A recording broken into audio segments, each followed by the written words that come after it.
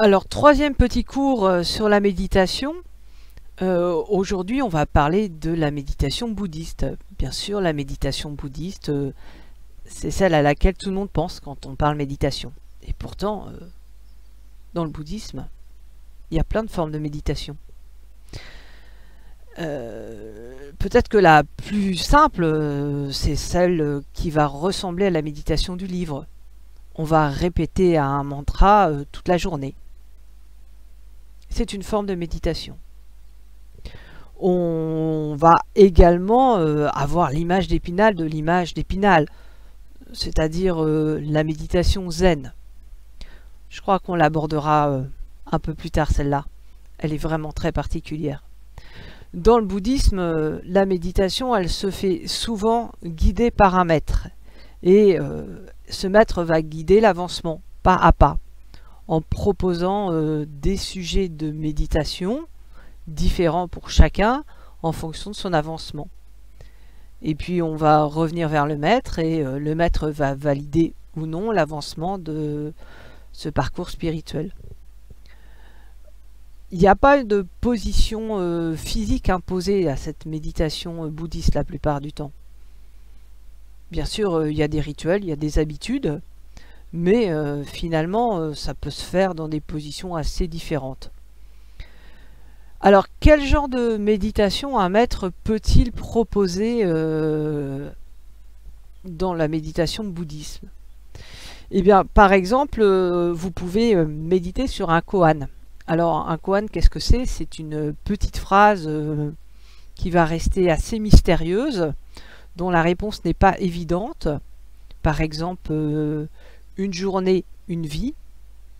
Et là, vous vous laissez imprégner par la phrase et vous laissez la phrase agir en vous.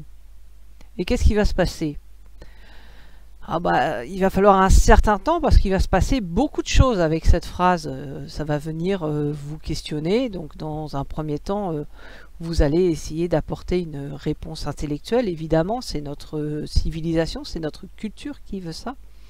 Et puis, vous allez peut-être pouvoir aussi voir s'il y a une réponse émotionnelle pour vous à cette phrase. Et comment votre corps aussi peut travailler. Et cette phrase peut travailler votre corps. Voilà. Après, moi là, je ne peux pas valider ou invalider votre réponse. Ça va dépendre d'un maître.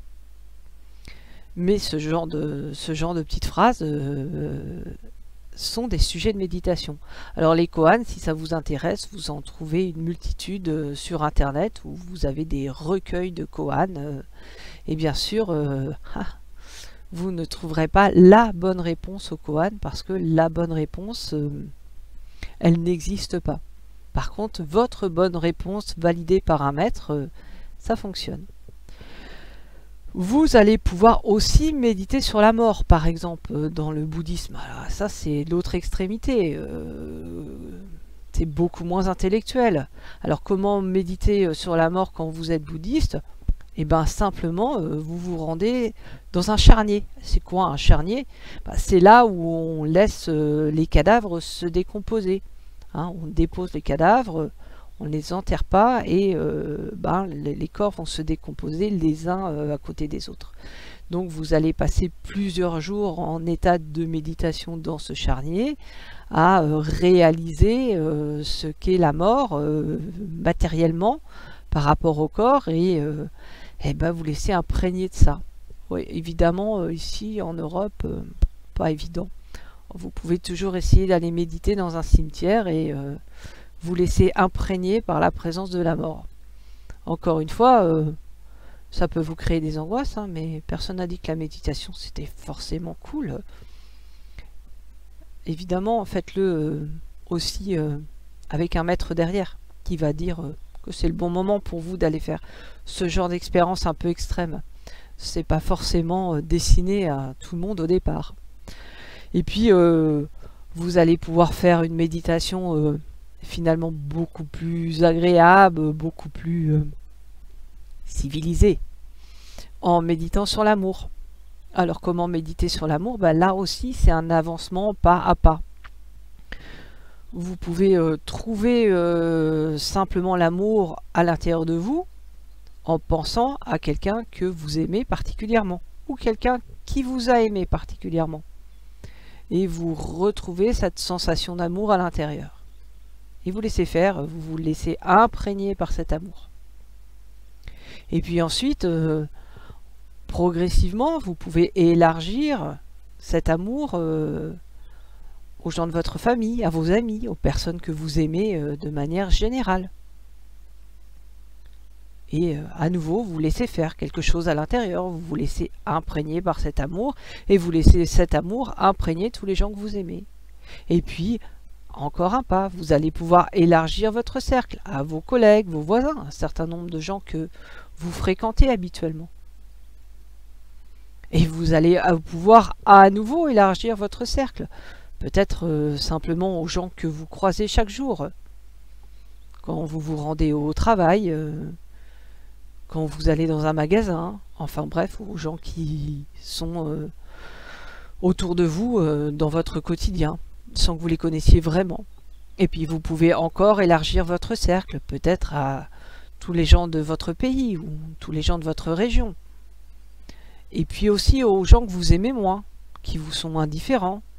Et plus ça va, plus vous élargissez le cercle jusqu'à atteindre les gens que vous détestez, et même toute l'humanité et tous les êtres sensibles. Voilà, donc pas à pas, ça se fait. Ça, c'est aussi une méditation bouddhiste. Bon, alors la méditation bouddhiste, voilà, c'est très large, les sujets peuvent être très nombreux et les courants sont assez différents. Si ça vous intéresse, trouvez plutôt alors un guide, ça peut être si vous êtes amateur et vous restez au stade de l'amateurisme, un bon bouquin ou des enregistrements audio qui vont vous guider dans la méditation.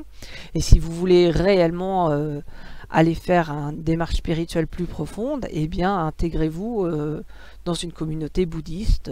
Il y en a de nombreuses en France.